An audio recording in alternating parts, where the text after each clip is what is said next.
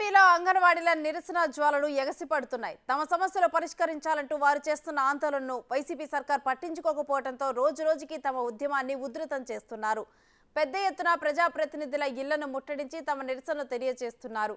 పోలీసులు వారిని అడ్డుకునే ప్రయత్నం చేయడంతో పలుచోట్ల ఉద్రిక్త వాతావరణం నెలకొన్నది.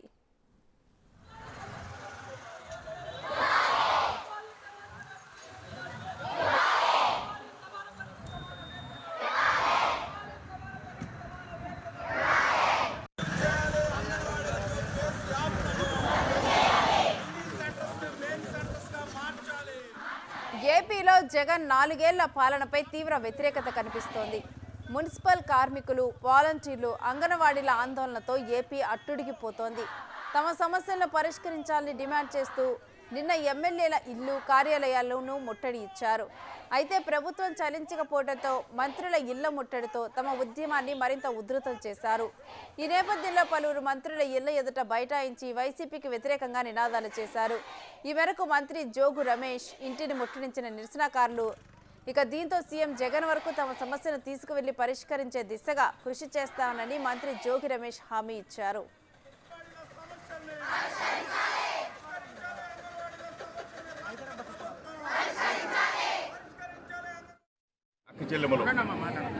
వారి డిమాండ్లు, వారి ఇబ్బందులు ప్రభుత్వం దృష్టికి తీసుకొచ్చారు. వివిధ రూపాల్లో వారి సమస్యను ప్రభుత్వానికి అర్థమయ్యే విధంగా చెప్పారు. మీ అందరికీ కూడా తెలుసు, గౌరవ ముఖ్యమంత్రి జగన్మోహన్ రెడ్డి గారు ఏ విధంగా పేదల పట్ల మంచి మనసుతో ఉంటాడో, కరుణభావంతో ఉంటాడో మీ అందరికీ కూడా తెలుసు. ఈ పరిస్థితులన్నీ కూడా ముఖ్యమంత్రి గారి దృష్టికి తీసుకువెళ్తాం. ఆల్రెడీ తీసుకువెళ్ళాం. ఆయన కూడా ఏ విధంగా మంచి చేయాలి, పక్కన ఉన్న రాష్ట్రాలు ఏ విధంగా ఇస్తూ ఉన్నాయి, మనం ఏ విధంగా ఇవ్వాలి, అన్నిటికన్నా ఒక అడుగు ముందుకు ఎట్లా వేయాలనే ఆలోచనతో ఆయన అందరితో మాట్లాడుతూ ఉన్నారు. తప్పనిసరిగా అంగన్వాడీ అక్క చెల్లెమ్మలకి మేలైన వారు కోరుకున్న విధంగా మంచి జరుగుతుందని చెప్పేసి నేనైతే అక్క చెల్లెమ్మల తరఫున ముఖ్యమంత్రి గారితో మంత్రివర్యులకి ఈరోజు పత్రం ఇచ్చాం. సానుకూలంగా స్పందించారు. ముఖ్యమంత్రి గారితో మాట్లాడుతున్నారు. అంగన్వాడీల అక్క చెల్లెమ్మల యొక్క బాధలు మేము చూసాం, మేము విన్నామని చెప్తున్నారు. మేము చెప్పేది ఏంటంటే వెంటనే చర్చలకు పిలిచి ఈ సమస్యల పరిష్కారానికి అవసరమైనటువంటి మార్గం సుగమం చేయాలని చెప్పేసి మేము కోరుతాం. వేతనం, కనీస వేతనం పెంచాలి 26,000కి. అలాగే గ్రాట్యుటీ అమలు చేయాలి, పనిభారం తగ్గించాలి, మినీ సెంటర్లు మెయిన్ సెంటర్లుగా చేయాలి. అదేవిధంగా ఐసీడీఎస్కి కేంద్రం బడ్జెట్ తగ్గించేస్తూ ఉంది. బడ్జెట్ పెంచేలాగా అవసరమైనటువంటి చర్యలు, ఒత్తిడి ప్రభుత్వం మీద తీసుకోవాల్సినటువంటి అవసరం ఉంది.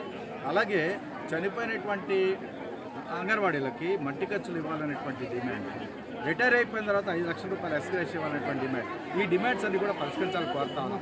ఈరోజు దేశంలో 4వ స్థానంలో ఉండొచ్చు, కానీ 300% ధరలు పెరిగాయి. కరెంట్ ఛార్జీలు 5 సార్లు పెరిగాయి. 5 రకాల ఛార్జీలు పెరిగినటువంటి పరిస్థితి ఉంది. అసలు వాడేటువంటి కరెంటు కన్నా కొసరైనటువంటిది అదనంగా కట్టాల్సిన పరిస్థితి వస్తుంది. చెత్త మీద పన్ను, ఇట్లా రకరకాల పన్నులు ఉన్నాయి. అందుకని ఈ నేపథ్యంలో పెరుగుతున్న ధరలకరణంగా సుప్రీంకోర్టు గైడ్లైన్స్ ప్రకారం వీళ్ళు వేతనాలు పెంచాలని అడుగుతున్నాం. అలాగే గ్రాట్యుటీ కర్ణాటకలో అమలవుతుంది, గుజరాత్లో అమలవుతున్నటువంటి పరిస్థితి ఉంది. ఇతర రాష్ట్రాలు కూడా అంగీకరించే, పక్కన ఉన్న తెలంగాణ అమలు చేస్తానని అంగీకరించింది మొన్న 23 రోజుల పాటు రాష్ట్ర ప్రభుత్వ అంగన్వాడీల సమ్మె ఫలితంగా. అందుకని ఈ ప్రభుత్వం కూడా వెంటనే చర్చలు పిలవాల్సినటువంటి అవసరం ఉంది. సానుకూలంగా స్పందించాలని కోరుతాను. అలాగే మంత్రి గారు మేము ముఖ్యమంత్రి గారితో మాట్లాడి సమస్య పరిష్కారం చేస్తాం, న్యాయం చేస్తామని చెప్పినందుకు వారికి ధన్యవాదాలు.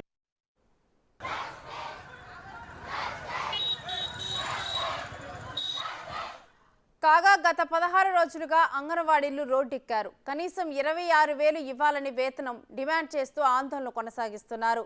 వీరితో మంత్రి బొత్స సత్యనారాయణ చర్చలు జరిపినప్పటికీ విఫలం కావడంతో అంగన్వాడీలు తమ ఉద్యమాన్ని మరింత ఉధృతం చేశారు. అయితే ఈ పోరాటానికి పలు ప్రతిపక్ష పార్టీలతో పాటు చిన్నారుల తల్లిదండ్రులు కూడా మద్దతు ఇస్తున్నారు.